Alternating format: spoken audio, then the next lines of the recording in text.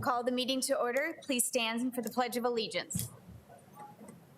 I pledge allegiance to the flag of the United States of America and to the republic for which it stands, one nation, under God, indivisible, with liberty and justice for all. Good afternoon for our Southeast Tech Board meeting. Board member Ryder is en route. She just got delayed at a meeting, and I'm not sure about Murin, but we have quorum, so we'll just plan to go ahead. We'll move on to persons wishing to address the school board. I don't believe anybody signed up for anything. Move to approval of the minutes of the June 1st meeting. Do I have a motion to approve? So moved. Second. I have a motion second. All those in favor signify by saying aye. Aye. Opposed, same sign. Those are approved. On to approval of the agenda with one, I move one change, moving C, access and workforce opportunity, up to B, pre-college program advisor. Do you have a motion to approve that amended agenda? So moved. Second. A motion second. All those in favor signify by saying aye. Aye. Aye. Opposed, same sign. That is approved. On to conflicts of interest. It did not look like there were any new conflicts presented. So on to the consent agenda, items 7A through E. Do I have a motion to approve? So moved. Second. I have a motion second. All those in favor signify by saying aye. Aye. Opposed, same sign. On to reports of the president. We'll start with number A, the FY23 budget final adoption report. Rich.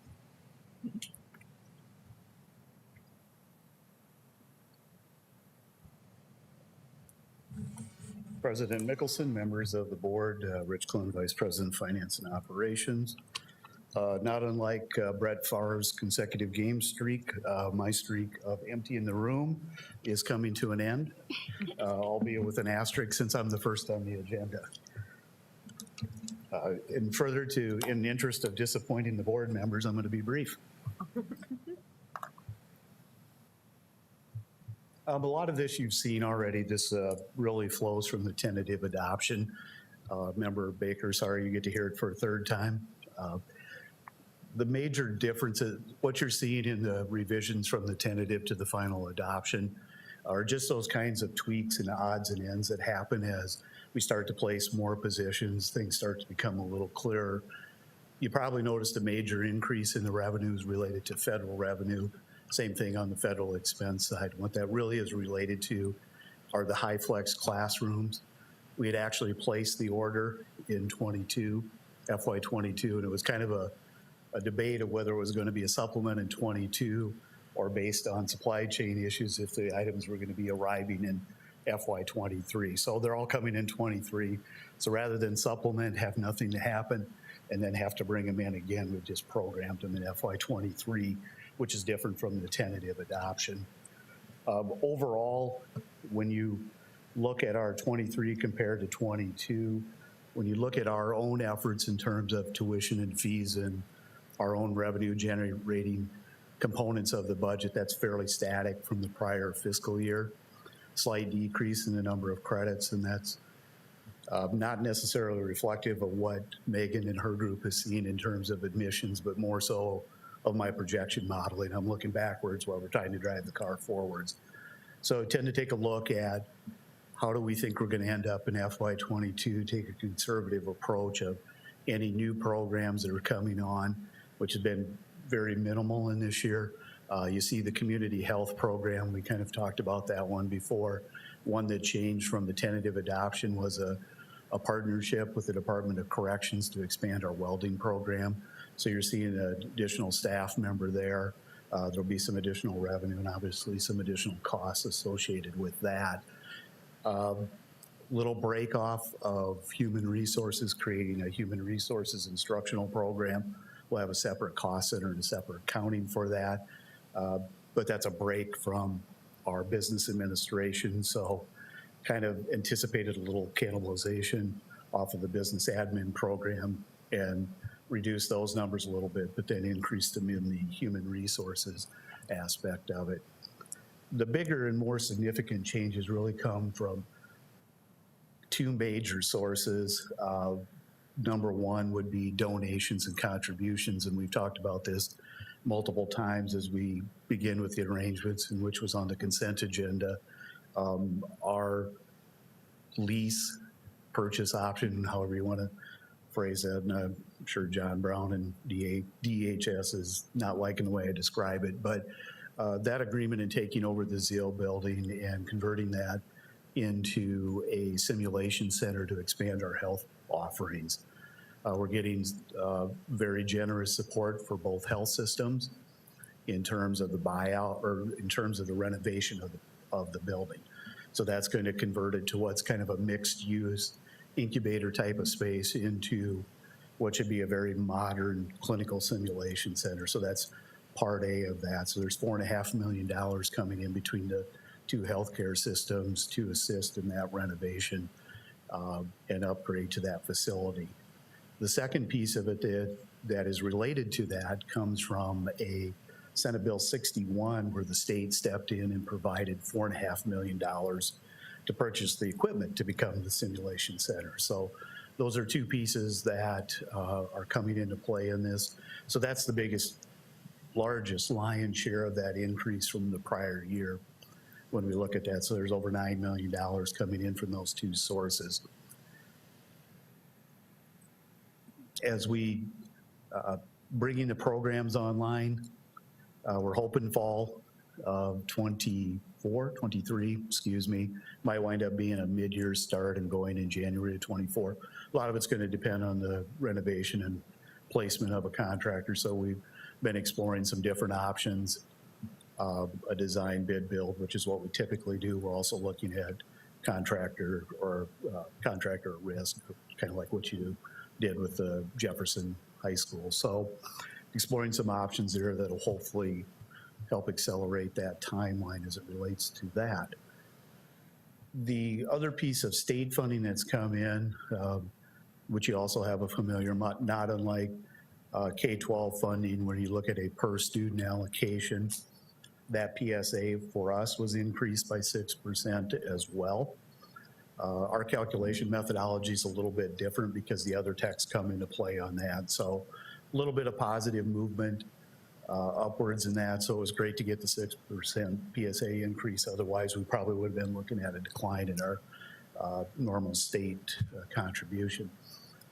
But there's a part B and C to the state funding. Another part that kind of happened right towards the end of the legislative session was some additional funding provided by the state to increase all salaries for Southeast Tech employees by 6%. So the state stepped up and provided additional resources.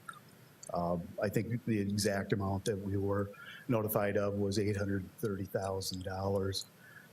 Our actual cost to do that's just a little bit more, but when it came time to explain it, it's just easier to raise everything 6%. So all salaries, all hourly, kind of jokingly say the feral cat that gets kibble behind the building, she's going to get a 6% increase as well in her kibble allotment. So that's all happening. What are the big differences between the tentative we already adopted and what because we've all heard that part before. Right. Would you just do the highlights of what the difference between Well, that's the federal money related to the HERF. Yeah. So that's the only real major difference to it.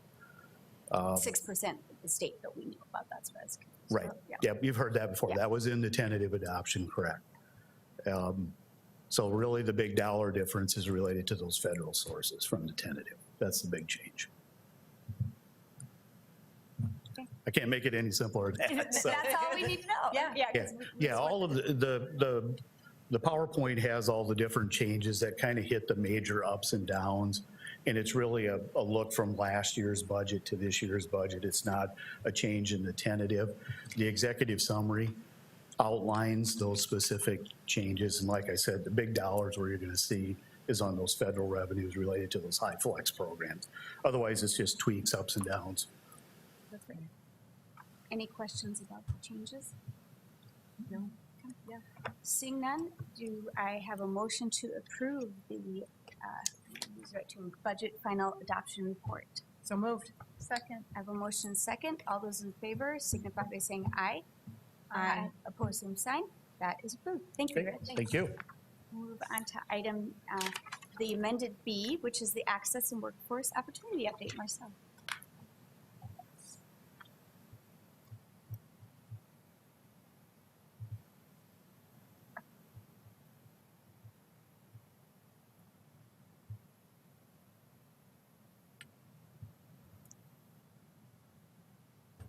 Thanks, Eric. President Mickelson, members of the board, thank you, and thanks for accommodating the change. Anna, thanks for letting me cut in. So today I wanted to talk about an overview of what I've been up to over the last year and then look forward to things that are coming up in the future.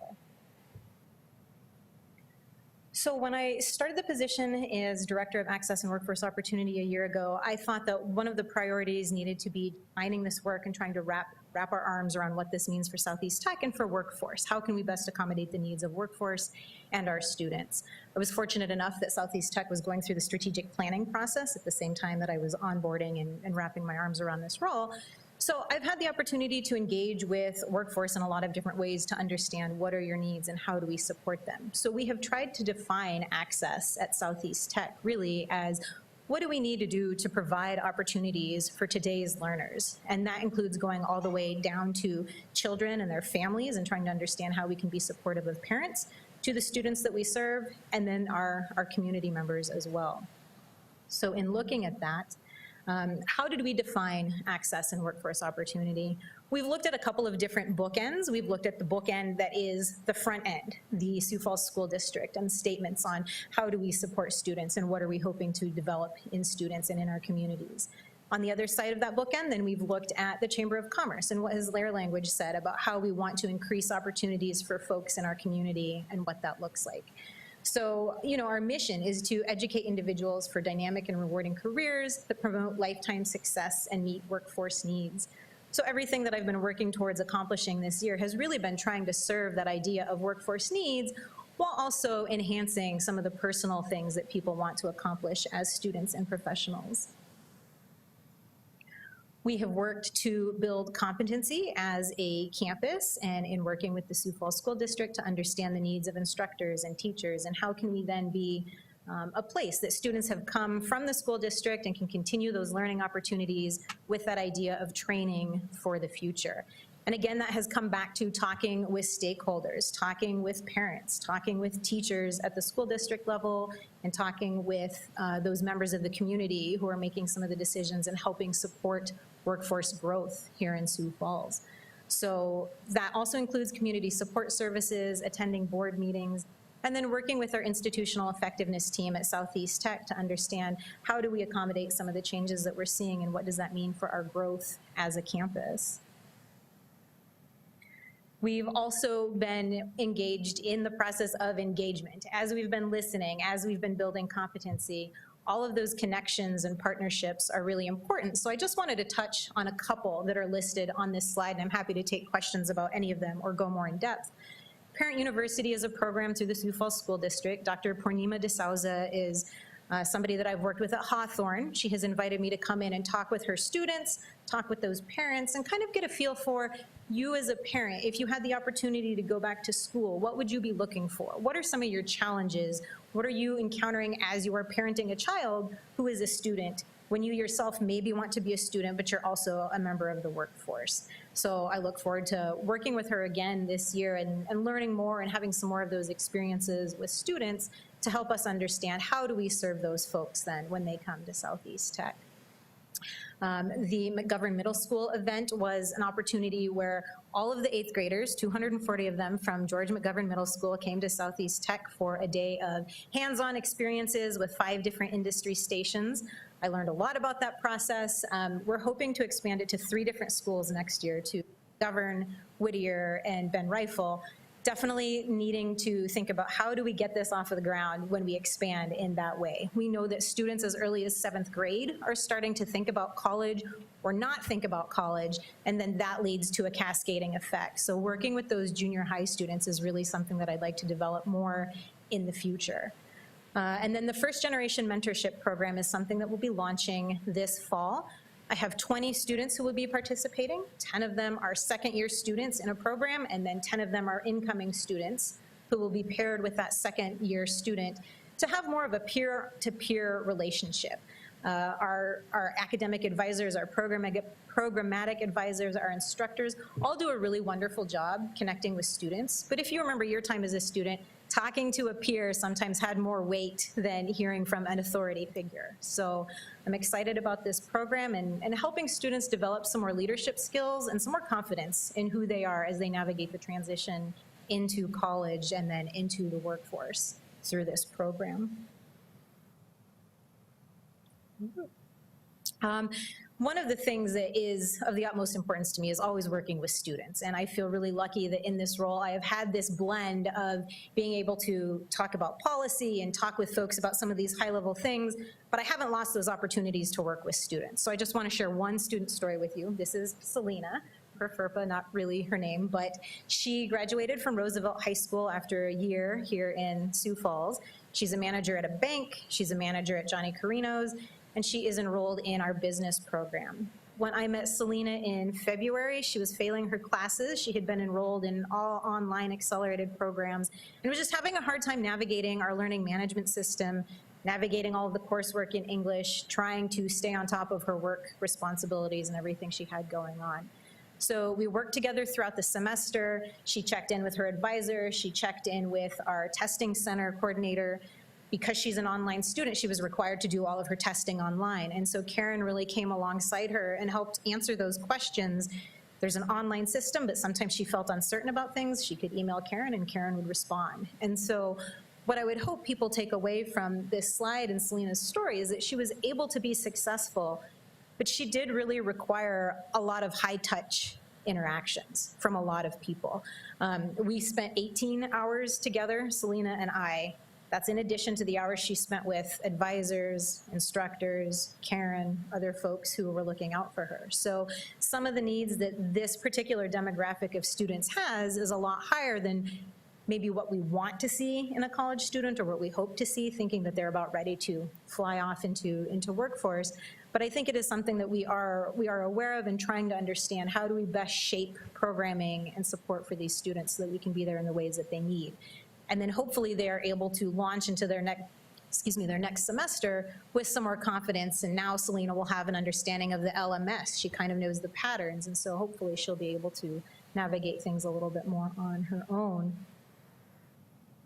So what's ahead? As I mentioned, Southeast Tech has been in the process of working on its strategic plan by listening to community partners and industry partners. We are ready to launch that new plan in the coming school year, and I think we're just putting some final touches on that before we unveil it and share it. But working alongside the guidance of what we learned from our industry partners is going to be really key to helping develop those workforce opportunities that I'm trying to provide for students. So one of the things that's mentioned on this slide is the JAG program. This is Jobs for America's Graduates. So far, Roosevelt and Lincoln and I have developed a pattern. What does it look like? When will I be there? What are the things that we're going to talk about? So in talking with Nicole and Tiffany, the two coordinators for those particular schools, I think we have a good plan in place going forward into this next school year to understand how can Southeast Tech continue to do some of the scaffolding that the school district is already successfully doing in trying to prepare students to enter the workforce. I have been talking with Rebecca Wimmer about the Family Literacy Project, and although there isn't anything concrete in place for my ability to support, I'm wanting to come alongside her and help her in any way that I can, and Southeast Tech is looking forward to those opportunities for, again, reinforcing what it is that parents need as they're supporting students, but perhaps wanting to go back for some more education of their own. And then various training sessions on campus, just trying to be a part of the classroom, coming into classrooms and being somebody that students can interact with, being somebody that instructors can interact with. My position is unique in that because I'm able to go out into workforce and interact with those folks who are helping us shape our curriculum, I feel that I'm able to then come back and kind of connect with students, but connect with instructors and help shape how we roll out programs or how we support students in the programs that we have. I believe that is my last slide. Oh, the final slide is the strategic plan, access statement, and goals. And so this is just a sneak preview of the main key points that came out of the discussions that we had as an institution with our community about what they would like to see in terms of opportunity for students as they prepare to enter the workforce in our region. So happy to take any questions now that that is my final slide. Well, what's amazing about when you look at the strategic plan is all of those items are student focused and are hopefully going to put them towards a path to success. So I commend all of you for focusing on that. And I know that was always discussed there, but to see it again in writing is just fantastic. And what you've done in 1 year is just amazing. You hit the ground running. I don't know if you had a lot of community contacts before, but you've obviously, if you did, you've used them and made sure to access them in what you're doing in your role. So thank you for what you're all doing at the campus to help the students, because as you said in regards to Selena, they're probably just did not have the certain supports they needed for success. And once they get those, they will be successful. And in making sure and diagnosing what those needs are for those students is so important. So thank you for what you do there. So. Thank you, President Mickelson. I really think that, you're speaking to the idea of social capital, right? And I think all of us in this room have had opportunities throughout our life to develop social capital, whether that's through a mentor, through an experience, through falling on our face and learning how to pick ourselves up. And I really believe that is part of what we are called to do as educators in any capacity, is try to build some of those bridges for students so that they can develop social capital of their own. And I feel like Sioux Falls has been a great place for me to be able to do that. I apologize that I was late, but I wanted to just comment. I have a daughter that's going off to college this year, and thankfully my husband and I are both college graduates, but as we've gone through the process, we hear a lot about first generation. And some people will say, well, what's the difference? Like, somebody has to go first or whatever. But I have been amazed at how much my daughter does not understand about choosing classes and how different that next step in education is. And having been there is a huge benefit for my family. And so I can only imagine, those students, and now with everything so much more technical than it was 20 years ago when I went, where you really are independent. There's not that person that you go to typically that's going to hold your hand and do all those things. You really are kind of on your own. And so I just think it's such a great, like the mentoring pieces and all of those things are going to be so beneficial to those students really in retaining them and helping them to be successful long term.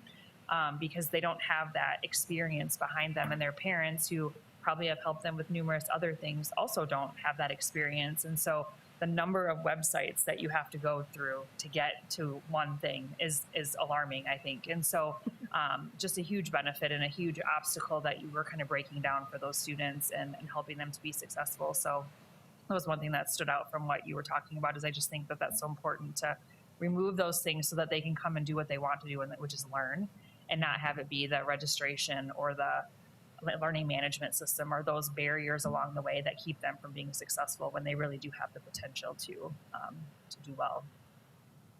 Have you had a chance to read any of Malcolm Gladwell podcasts about first-generation students going off to college? I haven't read anything about his take on first-generation students. I'm, familiar with him in Blink and all those ideas about spontaneous thinking, but nothing regarding first-generation students. I'll send you a couple of them that really, he just has dived into that first-generation student with some real first-person interviews, and they're able to share a perspective that you may already have heard out in the community, but it really drives home some of the points that you're talking about. And then he has some additional research that he did. So if you're looking at writing any grants, as you were starting to talk about social capital and some of those things, you may be able to just lend some different ideas as well. Yeah, thank you for that recommendation. Yeah.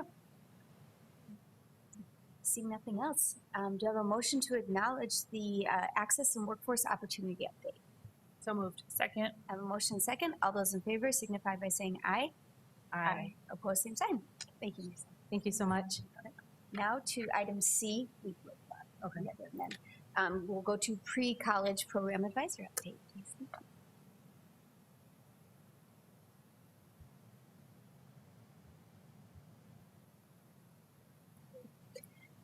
President Mickelson and members of the board, my name is Anna Fisher. I'm the pre-college program advisor at Southeast Tech. Let's see if I can get the next slide. I've been at Southeast Tech for 16 years. My role is within the admissions department. I work with the students that take dual credit classes and the concurrent credit classes, and then also on exploration opportunities that we provide on campus. I'm here today to explain some of those opportunities that we've had throughout the summer. We started with Camp Med. It's a middle school program where we partner with Stanford and the CTE Academy. We have 2 cohorts, a morning and an afternoon. We have students, the first 2 days, they go to CTE, and they do a lot of hands-on learning about body systems, just some basic sort of medical things. And then on day 3, they come to Southeast, and we take them through programs and explain then how like what they learned the first couple of days translates into the next steps after high school. And then they do where they learn about the program, and then they do a hands-on activities. So like in the dental assisting, they had to brush their teeth and then pop one of the little red pills to see how they actually did with brushing their teeth and things like that, just so everything sort of correlates with the next thing. And then on day 4, we have admissions come in and talk about, you know, high school classes you should take, the importance of your GPA throughout high school, things like that, and then take a full campus tour so they know that we're more than just one building. And then they spend the afternoon of that day then at the research center. That same week, we had a high school engineering camp on campus. This was brought about to build awareness for engineering programs and the engineering industry. We had 18 students come to campus. Stockwell Engineers was the industry partner that helped provide meals, materials, things like that, stipends. So they participated in 4 days worth of information, and then at the last day, then they went to Graco for their industry tour to pull that piece in as well. We had the USD High School Health Camp on campus on June 16th. So this is a week-long camp that's in USD, but they come to our campus for one of their days to get exposure to some of our programs. And again, they do hands-on activities and learn about the program specifically, meet with admissions, all of those things. You can see in the picture, they're in Surge Tech there, and they're pulling Tootsie Rolls out of an abdomen with surgical tools. They're intubating a mannequin in the other picture, just getting those actual experiences so they can see what it's like on our campus. We have the Avera High School Camp. This is actually at Avera for the whole event, but it's CTE, Southeast Tech, and Avera partnering again to make sure that they can see the different steps in education and what comes about and how industry is involved. They go through 9 different careers, and they're not all just medical careers. So business, the dietary area, things like that. So they can kind of see a little bit of everything that Avera has to offer. They work with the helicopter, got to go see all of that and check things out. So it's a good day on campus at Avera to see the different areas that they offer. And then they talk about like the Avera Academy and different things that will be coming through high school that they will have the opportunity to take part in. Dakota Dreams is a new event that came about this year. So there was money left over from the American Rescue Plan, and the Board of Regents and Board of Tech Ed decided to create this free camp initiative. Every campus was partnered with a Board of Regents campus, and mostly geography determined who you're with. So we were with USD. We had the students then on our campus for one day, June 28th. They went through those 4 programs pretty quickly because they didn't get to campus till like 10, so they went through those programs pretty quickly. And then they did industry tours where they went to Lawrence and Schiller for an hour and Avera for an hour in the afternoon. And I'm going to share, Kello presented on this, so I'm going to share that video. This week, middle schoolers from across South Dakota are already getting a glimpse into what their futures could hold. KOOL Sarah McDowell caught up with the students learning about the potential careers. Are visiting Southeast Technical College today. Right now, they're learning all about nursing by doing different hands-on activities. At one of those stations, they have to put on personal protective equipment. So they put on a gown, a gloves, a mask, a shield, and boot covers and all that. They have to take a fake specimen to the lab and then come back and take it all off. At the other one, we are trying to help them understand how to give patients specific instructions, especially when they're visually impaired. Kyler Kenyon is going to be an 8th grader this year. He says these activities are fun, but not as easy as you think. My teammate had to tell me what to eat, and it was pretty hard. I think I dropped a few sweethearts. It's part of the Dakota Dreams Career Exploration Summer Camps, which are free 5-day camps offered by the South Dakota Board of Regents. They're spending time on university and technical college campuses learning about different options for life after graduation. I think one of my favorites has been this one in graphic design. And then we learned math and business. And then we also did science and law. There are 4 rotations students are going through today. Along with nursing, the students are learning about medical assistance, digital media, and accounting. I think it's awesome to get them thinking about opportunities when they are at this age because they're so impressionable and they can really see how many opportunities that they have and that they can be exposed to things that they maybe didn't know were even out there. In Sioux Falls, Sarah McDonald, KELOLAND News. The camps are hosted this week. Middle schoolers from across South Dakota are already getting a glimpse into what their futures could. Again, Marcella kind of touched on like the middle school age is sort of important as far as development and making sure they're aware of all the different opportunities that are out there career-wise. There's so much more, to different opportunities that we offer that a lot of people don't know about. So getting them on our campus for those things early is very helpful. Right now is the construction camp. That's a partnership with CTE. There was 30 students that attended today for the first day. So that'll be just learning a lot about the different construction options that are available. We also have a couple opportunities where we have high school students that can earn dual credit during different opportunities that they're taking part in. So one would be the AGC Construction Academy. We have 8 students, and each student is partnered with an industry sponsor. That sponsor then pays for their 5 credits that they're taking in their morning session, and then they go out and work with that employer then in the afternoon. They can make up to like $5,000 in the summer doing this, so it's a great opportunity. They get 5 credits, they get $5,000. Sounds like a great deal to me. They then will graduate on August 2nd, and we'll have that ceremony on our campus. And then we have a couple different high schools that have the summer CNA program going. They will have the lecture portion online, and then they have the lab and skills portion that goes along with this, plus the 2-day, 8-hour clinical, and then they'll be able to take the exam to be certified. And just sort of a glimpse at some of the other things that are kind of ongoing every year on our campus as far as exploration opportunities for students and different ways that we reach out with the schools. So we always host the Fall Counselors Workshop where we can share new information about different opportunities. And that's not just us, but everybody comes in to present. We have Construction Awareness Day, CTE Academy tours where they come down specifically for the day for their programs. We have career exploration events. So those days are like a visit day on steroids. They get to do a lot more than just hear about how to get into school. They get to do a lot of the hands-on activities and stuff. Then we also have our regular visit days. We host some HOSA mini camps for their competitions. They can practice and learn from our instructors so that they're prepared then when they have their HOSA competitions in the spring. We have Women in Science, where we have the 800 middle school girls on campus in March. We have early childhood tours with the Sioux Falls School District, and then we help with the HOSA competitions and have those on campus, and then our Sioux Falls School District career days that we have on campus. So, and then I just included some of the other dual credit and concurrent credit partnerships that we have, so you could see those as well.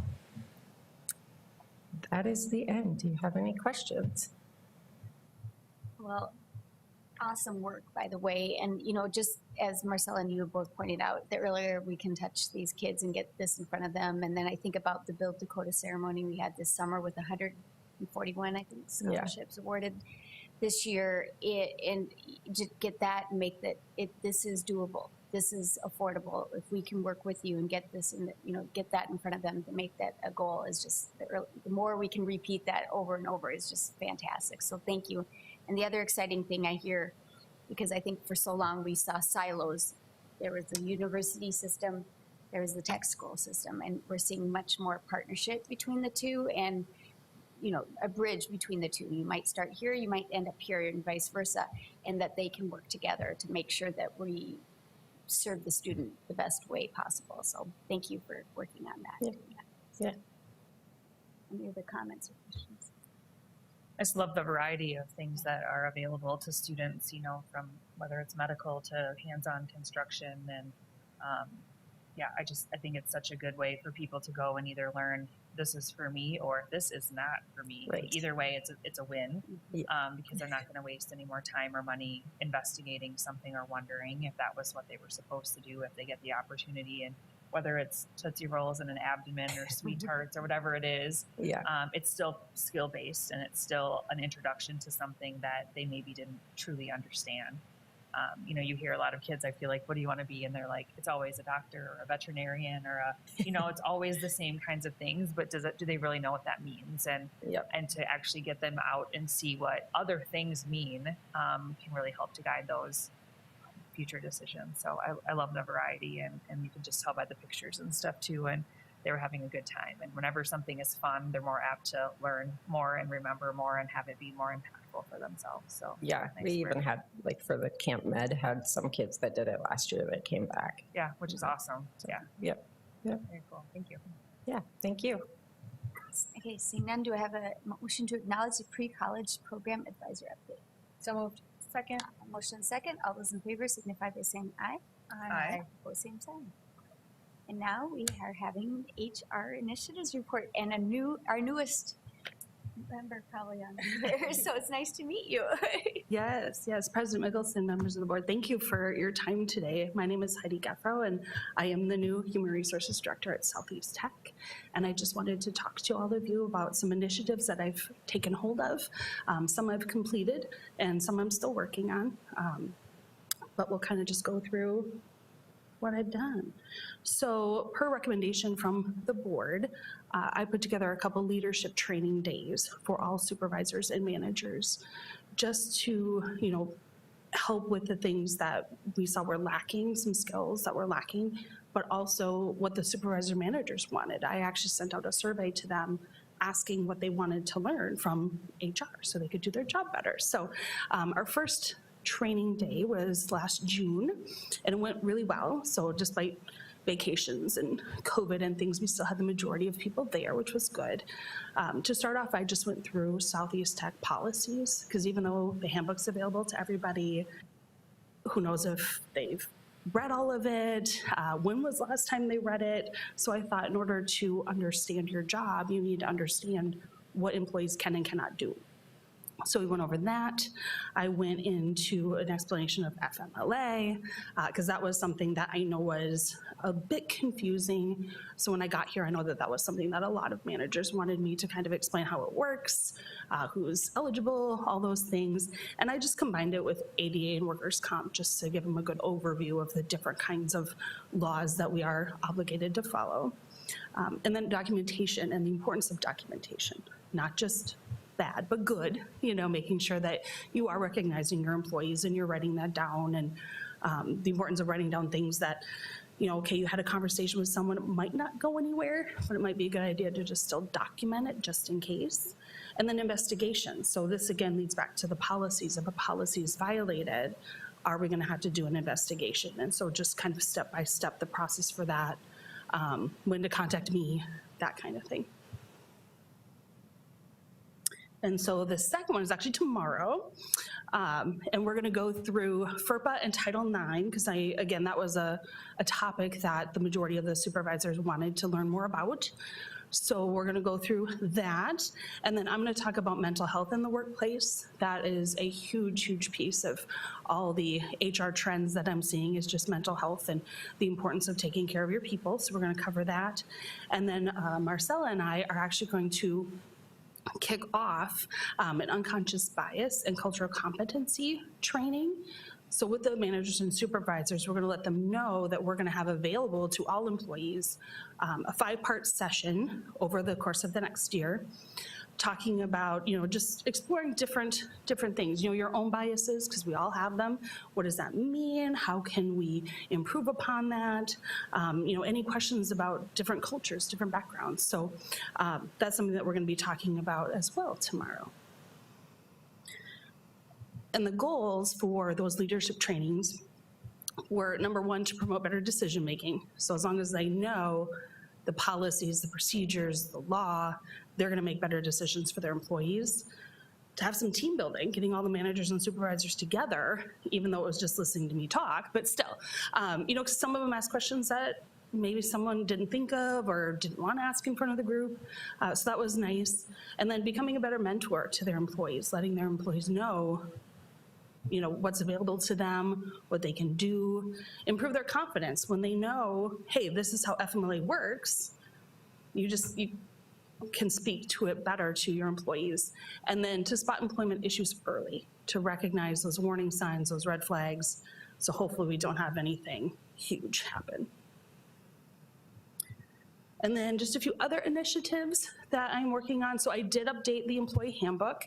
What I did is, right now there's hyperlinks in there, but when you click on them, they don't go anywhere. So to avoid that mess, I took those out and just put the actual dialogue in there. And then I'm also working with Dr. Valdez to create a separate employee handbook and a separate faculty handbook, just because the Higher Learning Commission recommends that there's two separate ones. So once the faculty is complete, then we can roll out both. So until then, I'm still using the one that we currently have. Streamlining the hiring process. So with all full-time employees and adjunct instructors, I'm just requiring a resume be filled out, because before it was upload your resume and then answer all the application questions, which was basically you just hear or see, please see resume, please see resume. And I'm like, let's make it a better candidate experience and just have them do the resume. And then I also updated some of our forms. So for example, the job application still asked for SSN, which we shouldn't ask for SSN, so I took those off. Updated our Equal Employment Opportunity Commission form to be separate, because right now it was on an employee personnel form and those actually need to be kept separate, so I divided those two up. New recruitment, we did run some commercials. I don't know if you saw them at all, but we ran some commercials and some online streaming ads to hopefully get some people interested in applying for some of our open instructor positions. And then I created a new hire orientation packet, which has the handbook, benefits for full-time employees, campus map, just kind of a book of everything that you would need to know to be an employee. And then I'm also working with President Griggs and Dr. Valdez to implement reviews for all employees. So doing faculty, staff, all of that, because faculty has been going on, but we haven't done a lot for the other employees, and we really need to, in both full-time and part-time. People need to know how they're doing. And it's just really important not only for them to get their feedback, but again, to have that documentation in case we ever need it. So that was it, I believe. Yeah. So any questions? Well, it's a big job, and whenever I think of HR, I think of the office and Toby, and not Toby. By the way. Yeah. And we are very appreciative as a board to have you in place, because we need to make sure we're, as an institution, following these guidelines, following these rules. So it's very important. So thank you for doing this. And I love that you asked them what they wanted to learn as well, too, so that you make sure you're addressing maybe issues you're not aware of, because you're new to the institution as well. So appreciate you taking the time to do that. So thank you very much. Any other questions or stuff? I think the perfect person to put together a new hire orientation packet is the new hire. Yeah, exactly. Exactly what the questions are, and you probably wished you had a map, or you wished you had whatever. So I think that's awesome, and it's a great way to welcome somebody and help maybe people who have been here for a long time understand that first impression of and the employment perspective of, oh yeah, that's where this is at, and things have changed so much out there that it's nice to have something like that. So I think that's the things you started off with are great, because it's that fresh perspective of a new set of eyes to look at something and ask those questions and get some answers and make some tweaks where needed. So nice work. All right, thank you. Thank you. And I do have a bobblehead of Toby in my office. Oh, do you really? That's funny that I didn't even know that, so it's good. Seeing no other questions or comments, do I have a motion to acknowledge the HR initiatives report? So moved. Second. I have a motion and a second. All those in favor signify by saying aye. Aye. Opposed, same sign. That is acknowledged. Good timing. Yes. With summer, the August Southeast Tech Board meeting is on the normal, no, what date is it?